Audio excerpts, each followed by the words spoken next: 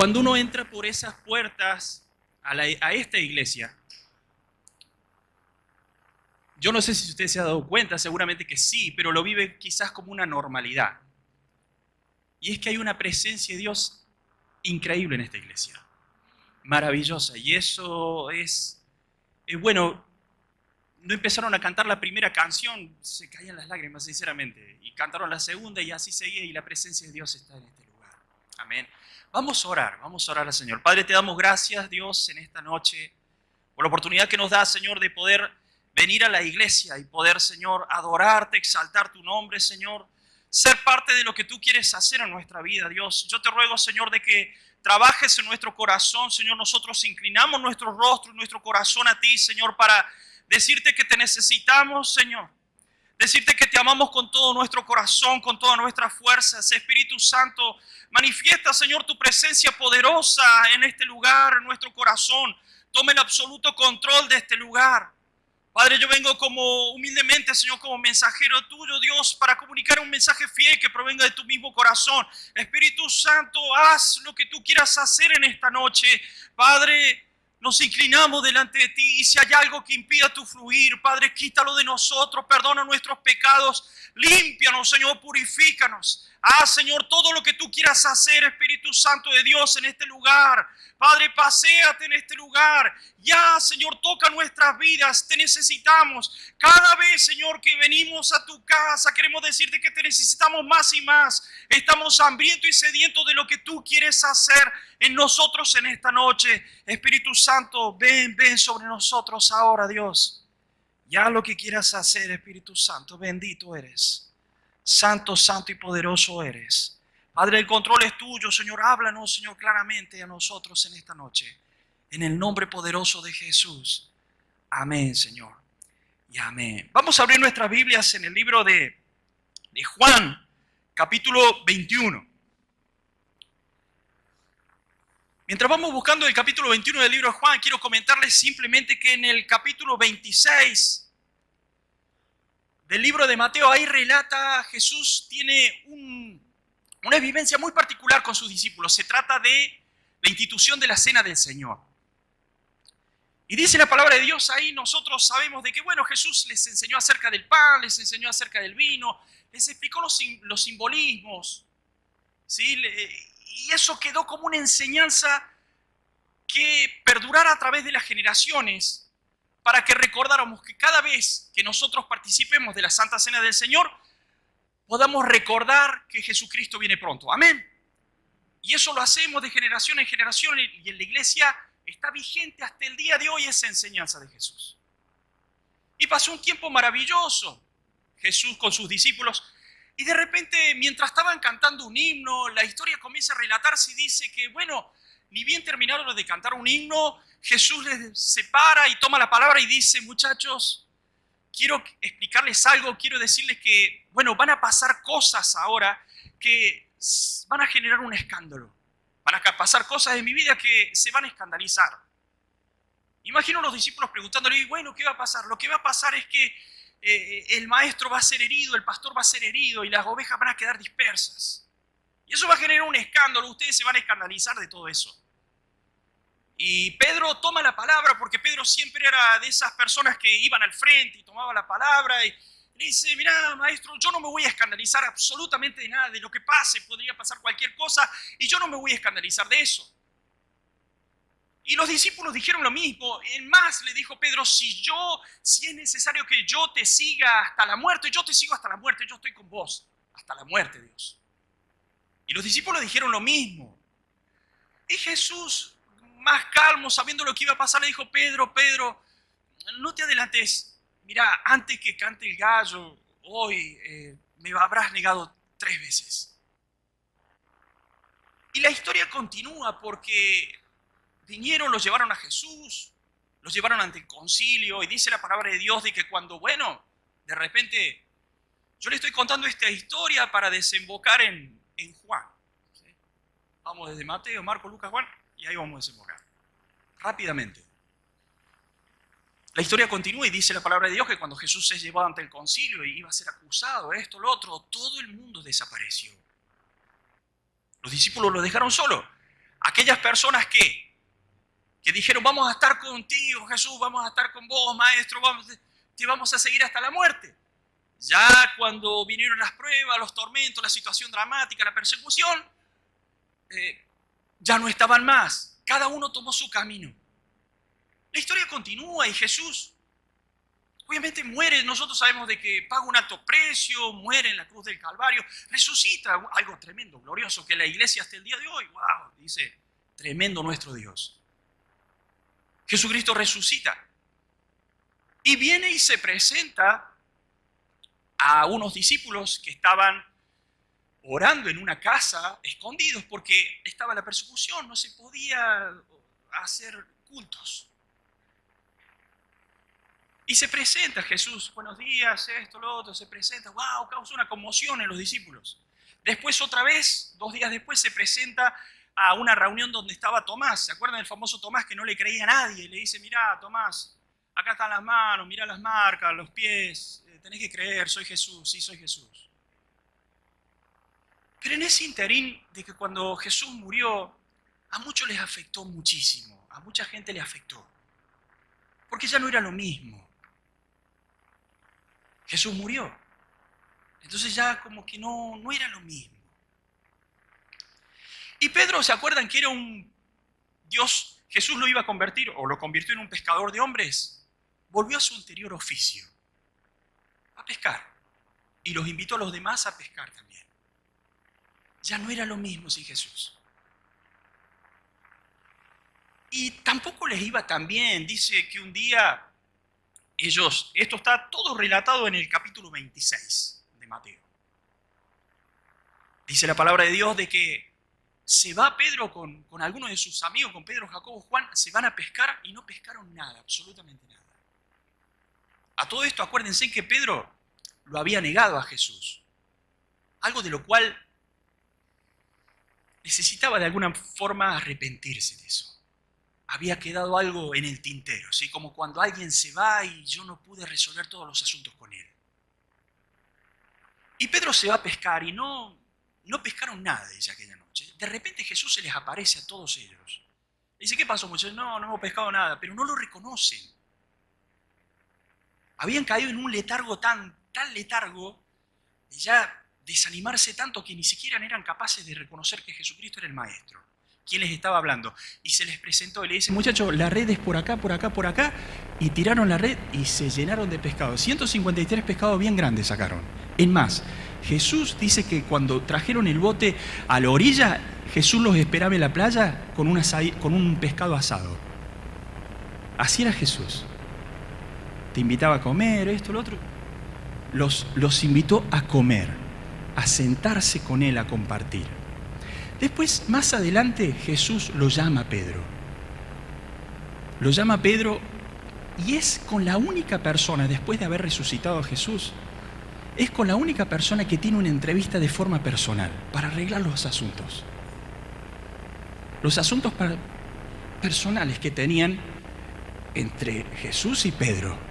Jesús lo llama a Pedro y le dice, quiero hablar con vos. Y ahí es lo que se da el episodio que nosotros conocemos como en donde Jesús le pregunta a Pedro, Pedro, ¿vos me amás a mí? ¿Se acuerdan? ¿Y cuántas veces le pregunta? Le pregunta 3 veces. Las 3 veces que lo negó, le pregunta 3 veces. Como que cuando uno niega a Jesús de muchas maneras, uno puede negar a Jesús de muchas maneras.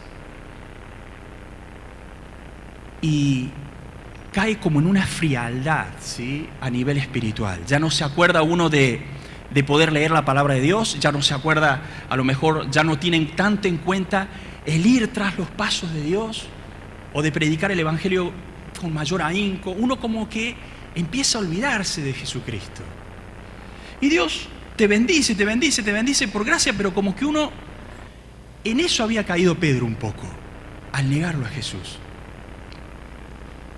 Si usted lee en el libro de Ageo, vamos al Antiguo Testamento, en el libro de Ageo capítulo 1 relata una historia muy particular. Dice la palabra de Dios que en el año más o menos unos 480 años antes de Jesucristo, ¿sí? El primer templo de Salomón, sí, Jerusalén es arrasada por los babilonios. El primer templo de Salomón es arrasado, cae bajo fuego. Toda la gente de Israel llevada cautiva a Babilonia. Toda, entera. Y ahí están durante 70 años, más o menos, cautivos. Orando y clamando a Dios para que los haga libres. Sí, en un momento llega una orden de Dios, sí, al rey Ciro, de que los haga libres. Y bueno, el rey de Babilonia los hace libres y deja volver a 50.000 personas con una condición. Les dijo Dios, yo lo voy a hacer libre, pero tienen que construirme un templo. Les dice, tienen que construirme un templo a mí, ¿para qué? Para dos cosas.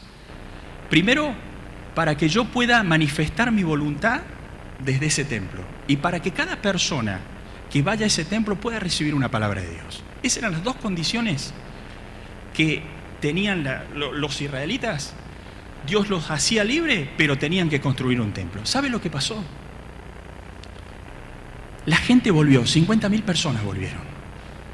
Cuando vuelven a la tierra de Israel, se encuentran con una batalla campal contra los moradores que había en esa tierra. ¿Qué pasa? Que habían pasado 70 años, vos habías dejado tu tierra y habían venido otros moradores a morarla esa tierra y se encontraron los de Israel con los que ya estaban morando en esa tierra. Habían pasado varias generaciones durante 70 años. Y cuando vuelven los israelitas dicen, muchachos, venimos a instalarnos. Entonces los que estaban ya instalados le dijeron, pero ¿qué pasa? O sea, no es así. Esta es nuestra tierra. Entonces los israelitas le dijeron, no, es nuestra tierra. Y ese es el famoso, si lo trasladamos al siglo XXI ahora, es la famosa guerra que hay siempre entre Israel y Palestina. Comienza en Ageo. Vieron que Palestina siempre, de alguna forma, están en continua guerra dentro de la misma tierra. Sucede que cuando Israel fue llevado cautivo, después vuelve, ya había otros moradores ahí. Se instalaron otra gente. Son los palestinos de hoy. Pero la historia comienza en Ageo. Definitivamente los israelitas se instalaron ahí. Y la condición era que construyan el templo. ¿Saben lo que pasó? Que los israelitas fueron agradecidos y comenzaron a construir el templo. Pero lo construyeron solamente hasta los cimientos. Y pasaron 20 años sin construir más nada. ¿Saben por qué? Porque tenían mucha guerra de parte de la gente que ya estaba morando. Entonces los israelitas, cuando construían los cimientos, dice la palabra de Dios que con una mano construían y con la otra tenían la espada, por si las dudas los vecinos los atacaban. En un momento dijeron los israelitas, ya estamos hartos de tanta negatividad o de tanta contrariedad, no construimos más, el templo se acabó, nos dedicamos a construir nuestras casas. Y se dedicaron a construir sus casas. Y empezaron así a avanzar, a hacer sus cosas, esto, lo otro. Y pasaron 20 años y no había templo. No había templo. Entonces Dios manda al profeta Ageo. Había como una frialdad a nivel espiritual, a nivel social. Y Dios manda al profeta Ageo y le dice, esta gente está mal. ¿Sabe el mensaje que está diciendo Ageo? Dicen que no es el tiempo de construir. Entonces vos ibas a encontrar en la ciudad de Jerusalén muchísima gente y yo le decía, ¿cómo es tu nombre? Yo le decía a Gabriel, no te preocupes por construir el templo, no vamos a construir, si nos están atacando con todo. Entonces Gabriel se dedicó a construir su casa, yo también la mía. Vos también la tuya, y así, y se construyó Israel ahí. Y Dios le dice, está mal, ¿sabes por qué? Porque el mensaje dicen, no es el tiempo de construir el templo, no es el tiempo de construir. Ese era el mensaje que daba Israel a nivel social. Y el templo de Dios esperaba ahí, esperó por 20 años ser construido. Y Dios le llama la atención y le dice, por eso yo tuve que cerrar los cielos sobre ustedes. No más lluvia. Por eso yo tuve que tocar toda la obra de sus manos, la toqué. Entonces todo lo que ustedes cobraban y ganaban, todo caía en saco roto. Eso es lo que le pasó a Israel, y Israel se volvió pobre ahí. Porque todo lo que ganaba, así como le entraba al bolsillo, se le iba. Y caían en una pobreza enorme. Por el mensaje que se había transmitido de que no era tiempo de construir el templo de Dios. Y Dios quería manifestar su gloria, manifestar su presencia a través del templo, quería comunicar un mensaje a la gente. En negar a Dios, en no construir el templo, en decir ahora no es el tiempo, tantas cosas, Israel tenía que arrepentirse de 1.000.000 de cosas. Una de las tantas era esta, que había dicho en una oportunidad, no es el tiempo de construir, no es el tiempo de construir. ¿Y cuándo va a ser el tiempo? 20 años habían pasado. 20 hermosos años en donde habían nacido nuevas generaciones y seguían con la misma mentalidad, lejos de Dios. No es el tiempo de construir. La historia continúa en Ageo, son 2 páginas. Y dice la palabra de Dios que bueno, que el pueblo se arrepintió, temió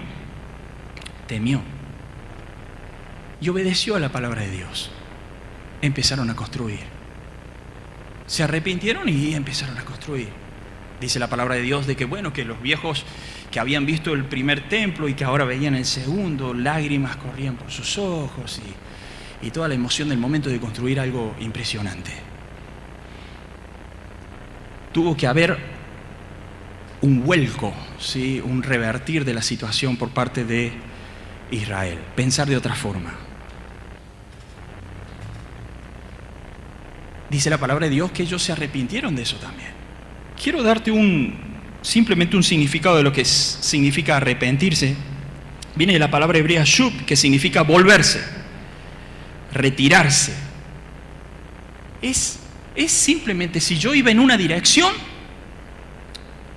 y si estaba haciendo tales cosas que no agradaban a Dios o que no estaban conforme a su corazón, me vuelvo. Automáticamente me vuelvo en el nombre de Jesús. Dios puede ayudarme a regresar. ¿Saben para qué? En el hebreo se utiliza la palabra arrepentimiento para muchas cosas. Yo les voy a nombrar algunas solamente. Y la palabra arrepentimiento es para apaciguar, para calmar, porque si no te arrepentís, se pueden llegar a vivir experiencias difíciles. Si no te arrepentís, y se pueden llegar a vivir momentos dramáticos. Entonces, la palabra arrepentimiento significa volverse, para apaciguar, para calmar, para cambiar, para compensar, para enderezar, para recompensar, para restaurar, para restituir, para reflexionar, para tener refrigerio. Por eso me arrepiento yo, para que vuelvan los tiempos de refrigerio, para que haya una restauración completa en mi vida, para calmar ciertas cosas también y para que se pasen.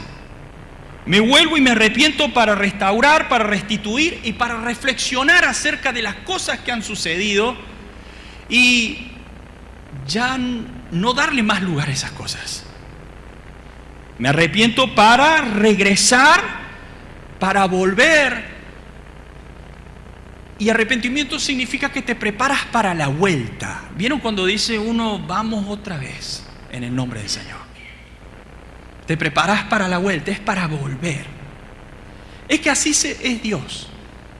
Cuando nosotros le decimos, Señor, perdona mis pecados, me arrepiento, con una actitud sincera de corazón, Dios se escucha y nos da una nueva oportunidad. La palabra misericordia significa nueva oportunidad. Y dice la palabra de Dios de que su misericordia se renuevan todos los días para nosotros. Es maravilloso pensar, iglesia, de que nosotros tenemos oportunidades todos los días para poder volver a ser quizás lo que antes pudimos haber sido. Y tenemos oportunidad para levantarnos. Todos los días tenemos una oportunidad de parte de Dios para poder volver a levantarnos con fuerzas en el nombre del Señor Jesús y ser distintos. Permitir que Dios transforme nuestra vida a través de nuestra inclinación y nuestro reconocimiento de que necesitamos a Dios y necesitamos arrepentirnos delante de Dios de cosas quizás de que nos han hecho mal a nosotros, de cosas que han pasado en nuestra vida o de decisiones que hemos tomado y no han sido las correctas delante de Dios. Incluso puede ser en el presente igual, y necesitamos dar un paso importante que es arrepentirnos delante de Dios. ¿Para qué? Para poder entrar a un camino de bendición. La palabra arrepentimiento se utiliza volver para tener tiempos de refrigerio. Yo me vuelvo del camino donde estaba, para poder tener tiempos de refrigerio, tiempos buenos. Y es importante que nosotros le digamos: Dios, si en algo te fallé, perdón, Señor. Perdón.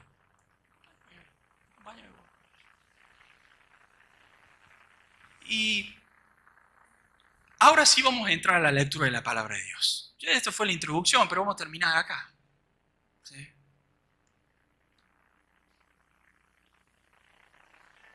Pedro lo negó 3 veces a Jesús. Y dice la palabra de Dios que ni bien cantó el gallo, él salió corriendo, dice, llorando amargamente. Amargamente. La historia dice que cuando se encontró con Jesús, Jesús tuvo una entrevista personal. Fue con la única persona que tuvo una entrevista personal luego de resucitar. Lo llamó a Pedro solo, mano a mano. Vamos a arreglar las cosas, voy yo. Y fíjense en lo que dice la palabra de Dios en el capítulo 21, versículo 21 del libro de Juan. Jesús se encuentra con Pedro. Y dice: cuando hubieron comido, Jesús dijo a Simón Pedro. Acuérdense de que Pedro estaba pasando por un proceso difícil para su vida. Había vuelto a pescar y no había pescado absolutamente nada. Después pescó un montón porque se encontró con el mismo maestro. Pero había cosas que resolver. Había cosas que hablar. Pedro necesitaba una oportunidad de poder restituir, de poder ser transformado. ¿Para qué? Para poder predicar el evangelio y tantas cosas. En lo que se convirtió fue algo extraordinario después de ahí. Pero necesitaba una experiencia más con Jesús. Y Jesús se la dio. Le dio una entrevista personal a él, solo, mano a mano. Una cosa increíble. Juan capítulo 21, versículo 15 dice: cuando hubieron comido, Jesús dijo a Simón Pedro: Simón, hijo de Jonás, ¿me amas más que estos? Le respondió: sí, Señor, tú sabes que te amo. Él le dijo: apacienta mis corderos. Hay una gran diferencia entre corderos y ovejas, porque más adelante le dice: bueno, apacienta mis ovejas. ¿Se acuerdan? Acá le dice: apacienta mis corderos. Tú sabes que te amo, Señor. Y le dice: bueno, apacienta mis ovejas. La palabra apacienta mis corderos. La palabra cordero viene del griego arsen, que significa levanta a los hombres, anímalos, cárgalos. Pedro, si hay algo que yo te encargaría, Pedro, a vos, es que puedas levantar a la gente. Apacienta mis corderos. Cordero significa eso. Cargar, animar, levantarlos. Si es necesario que te lo cargues arriba, Pedro, a la gente. Si verdaderamente te arrepientes, Pedro, es para esto, le dice, para poder cargar a la gente, si es necesario. Acuérdense de la entrevista más personal entre Jesús y Pedro. Sanando Jesús el corazón de Pedro. Pedro arrepintiéndose y diciéndole: yo te amo con todo mi corazón, Señor. Entonces carga a la gente, le dice. Anima a las personas. Levanta a la gente. Apacienta mis corderos, Pedro. Le dice. Arce. Versículo 16 dice: volvió a decirle la segunda vez: Simón, hijo de Jonás, ¿me amas? Pedro le respondió: sí, Señor, tú sabes que te amo. Le dijo: pastorea mis ovejas. Esa palabra pastorear significa en el hebreo: muéstrales el camino. Y ovejas viene de la palabra probaton, que significa gente que camina hacia adelante, que avanza. Esas son las ovejas. La gente ya no es tan necesaria de cargarla, sino que es la gente que camina hacia adelante, que avanza. Esas son las ovejas. Corderos son aquellos que hay que cargarlos, sí, que hay que animarlos y levantarlos si es necesario. Pero las ovejas son aquellas que van hacia el frente, que caminan hacia adelante, avanzan. Y la palabra pastorea significa muéstrales el camino, dales una dirección a esas personas, Pedro. Le estaba enseñando a ministrar a la gente en una entrevista, en un discipulado personalísimo. Le dice, apacienta mis corderos, Pedro. Carga a la gente, levanta a la gente, anima a la gente. Y después le vuelve a preguntar, Pedro, ¿vos me amás? Sí, Señor, tú sabes que te amo. Entonces, pastorea mis ovejas. Aquella gente que avanza, Pedro, mostrarles una dirección. Aquella gente que camina ya, mostrarles una dirección, enseñarles el camino, Pedro. ¿Cuál es el camino? Y después le dijo la tercera vez, Simón, hijo de Jonás, ¿me amas? Pedro se entristeció que le dijese la tercera vez, ¿me amas? Y le respondió, Señor, tú lo sabes todo. Tú sabes que te amo. Jesús le dijo, apacienta mis ovejas. Carga a la gente, Pedro. Anima a la gente y levanta a las personas. Y a las personas que caminan, que van hacia adelante, quisiera que le muestres un camino, Pedro. Imagínense en esa escena en donde Pedro puede, de alguna forma, ser sanado por Dios, ser sanado por Jesús. Arrepentirse porque al principio le había dicho que no lo amaba porque lo negó 3 veces. Cuando Jesús era llevado ante el concilio, estaba cerca del patio él y le dijeron, vos estabas con el maestro. No sabes lo que está diciendo, le dijo la primera vez. Después sale otra persona del patio y le dice, vos eras de los que estaba con el maestro. No sabe lo que está diciendo. Y empezó a hablar y a juramentar que no.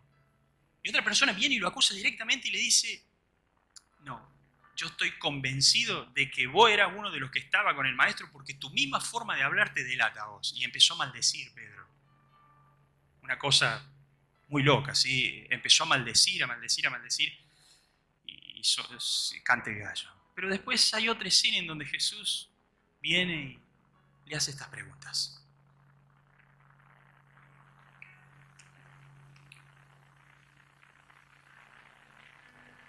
Uno se pone a pensar cuántas veces hemos negado de alguna manera a Jesús.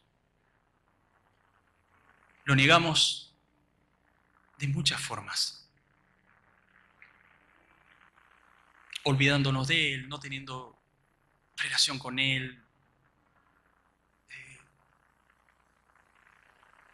pecando, haciendo cosas indebidas. Uno puede pensar, ¿le he fallado tantas veces a Dios?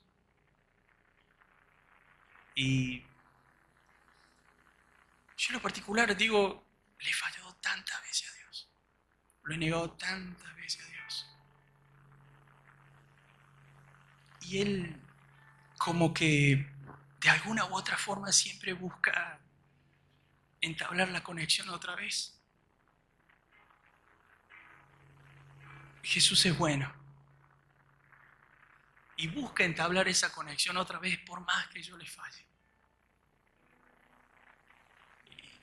Y hoy tenemos un acceso a la presencia de Dios que es libre, es totalmente gratuito, libre, en donde yo puedo decirle, Señor, ¿sabes qué? Me arrepiento de las cosas que estoy haciendo o de las cosas que he hecho y que no te han agradado, Dios. Mira, Jesús, cuando le da esta enseñanza a Pedro, le dice, apacienta mis corderos, pastorea mis ovejas, apacienta mis ovejas, carga a la gente, fíjate de encargarte de las personas. Le dice, fíjate de llevar en el cuerpo a las personas, carga a la gente, mostrarles el camino, enseñarles, ocupate de la iglesia, Pedro. Le estaba recordando de quién era él, ¿sí? Un pescador de hombres, encárgate de estas cosas. Fíjense en lo que dice en el versículo 18. Dice, de cierto te digo, Cuando eras más joven, capítulo 21, versículo 18, dice, de cierto te digo, cuando eras más joven, te ceñías e ibas donde querías, mas cuando ya seas viejo, extenderás tus manos y te ceñirá otro y te llevará donde no quieras. Esto dijo dando a entender con qué muerte había de glorificar a Dios. Y dicho esto, añadió, sígueme. Esa palabra sígueme viene de la palabra hebrea griega okoloudoseo, que significa acompañar, mantente en el mismo camino. Acompáñame, Pedro, y mantenete firme en el mismo camino desde ahora. Pero algo que hace notar la palabra de Dios dice en el versículo 19, esto dijo, dando a entender Jesús, con qué muerte había de glorificar a Dios. Y dicho esto, añadió, sígueme. Jesús sabía cómo iba a morir Pedro. Y le estaba adelantando de alguna forma Pedro, sin entender cómo iba a morir. Jesús sí lo sabía y le dijo, Pedro, seguime. No le dijo cómo iba a morir, pero después se enteró Pedro cómo iba a morir. Y ahí sí tuvo la oportunidad para negarlo otra vez y no lo negó esa vez. En la persecución, el apóstol Pedro fue tomado preso y lo crucificaron. De la misma forma que Jesús. ¿Y saben lo que dijo? No soy digno de morir como mi maestro. No lo soy. No lo negó esa vez, fue hasta la muerte. Lo enterraron al revés, boca abajo. Ahora, si uno preguntara, ¿estamos dispuestos a cumplir la voluntad de Dios? ¿Cuántos levantarían la mano? El propósito de Dios. De cargar a la gente, de levantar a las personas. Sería muy sencillo cumplir la voluntad de Dios si supiera lo que nos va a pasar. Es tan difícil cumplir la voluntad de Dios cuando no sabemos lo que nos va a pasar. Y ahí, ¿quién levantaría la mano y decir, yo estoy dispuesto a cumplir el propósito de Dios? Pero no sabe lo que va a pasar.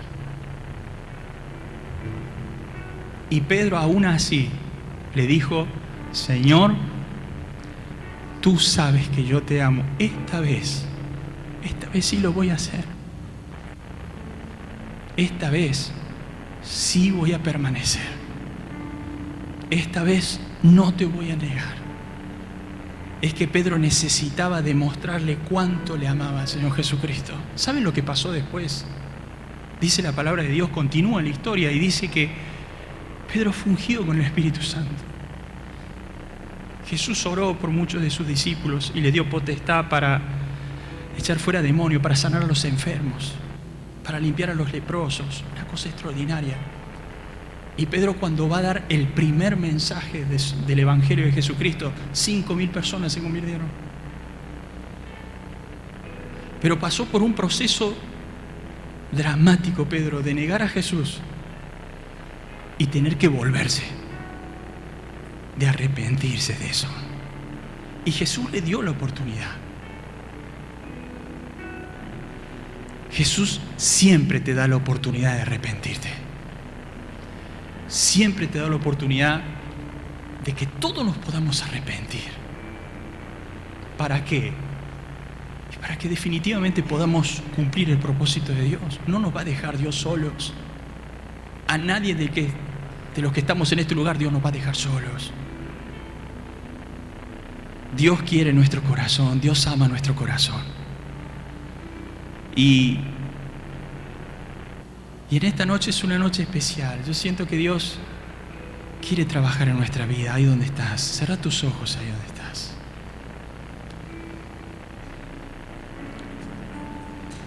Aleluya. Aleluya. Bendito. Padre, yo te ruego, Señor, en esta hora. Vamos a ponernos de pie, iglesia, donde estás. Aleluya. Tome el control de nuestras vidas ahora, Señor. Levanta tus manos, iglesia, ahí donde estás, y dile, Señor, aquí estoy, Señor, aquí estoy. Aquí estoy, Señor, mi vida te pertenece mi vida, Señor.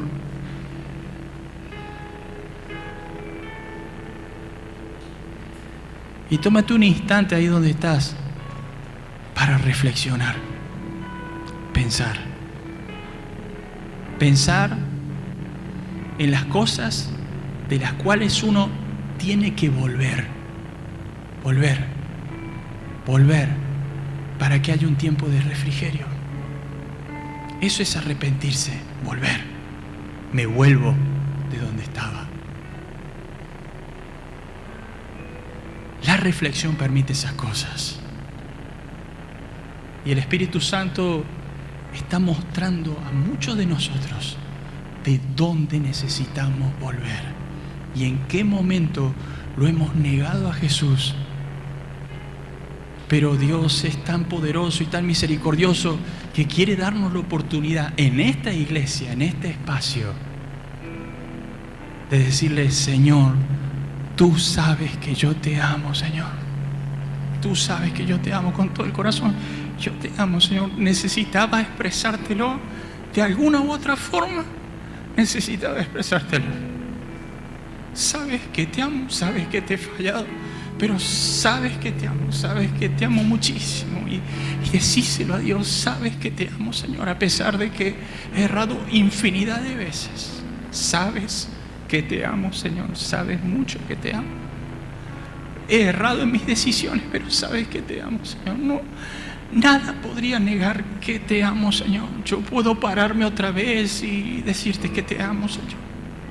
Y poder volver, y poder volver, y poder volver. Decirle a Dios: habla con Dios ahí donde estás. El Espíritu Santo se está paseando en este lugar.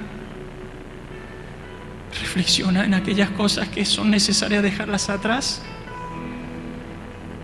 y que nos van a promover hacia el propósito de Dios. Dios está en este lugar. Aleluya, bendito. Y decirle sobre todas las cosas: Señor, tú sabes que te amo. Jesús te está preguntando: ¿me amas? ¿Pero de verdad me amas? ¿En serio que me amas? ¿En serio que me amas? ¿Sabes qué? No tenés que demostrarle nada, tenés que decirle: Señor, tú sabes que te amo. Y después vas a hacer todo por agradarle a Él. Tú sabes que te amo, Señor. Tú sabes. Aleluya. Aleluya.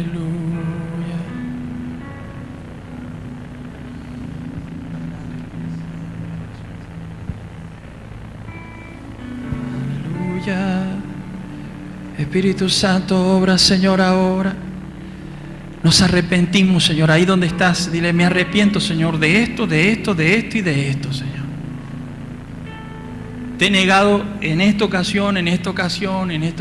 Te he negado con mis acciones, con mis palabras. Perdón, Señor, tú sabes que te amo. Dile: Señor, tú sabes que te amo. Dios te ama, iglesia. Dios te ama. Aleluya. A tus pies arde mi corazón. A tus pies entrego lo que soy. Es el lugar de mi seguridad, donde nadie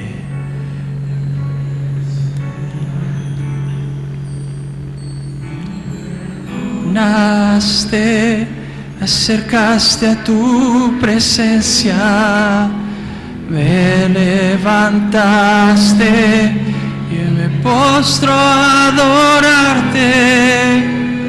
Dile al Señor con todas tus fuerzas: no hay lugar más alto, más grande que estar a tus pies. Que estar a tus pies. No hay lugar más alto,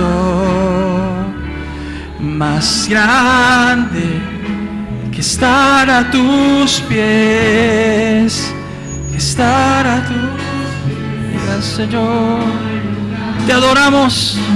Espíritu Santo, trabaja en nuestra vida ahora, Señor, y queremos decirte que te amamos con todo el corazón, que nos arrepentimos, Señor, delante de ti y recibimos tu perdón, Señor. Bendito eres. Alto, más grande que estar a tus pies, estar a tus pies. Quiero simplemente decirte algo que es muy importante a la hora de recibir el perdón de Dios.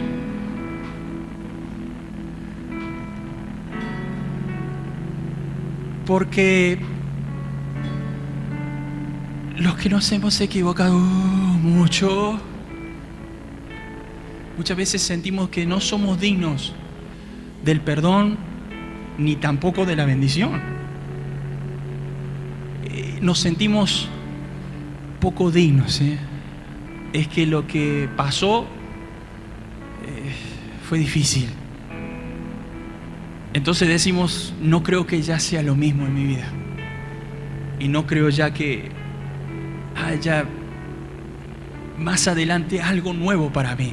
Creo que sí, que Dios de alguna forma me perdona, pero no sé si será lo mismo de ahora en más.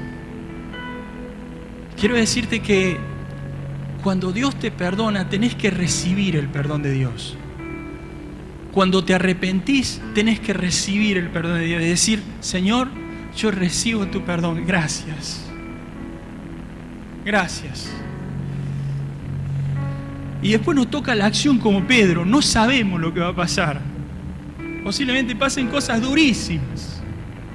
Durísimas. Y Jesús le dio una enseñanza. Pedro, mantenete en el camino firme. Si vas a recibir el perdón y te vas a arrepentir, no tan solamente te encargo de que apacientes las ovejas, de que las levantes, de que las cargues, de que le muestres un camino. Quiero decirte algo más, Pedro. No sabes lo que va a pasar de ahora en más, pero mantenete firme. Iglesia, no sabemos lo que puede pasar. Pero recibir el perdón de Dios y decirle, yo me voy a mantener firme, Señor, firme.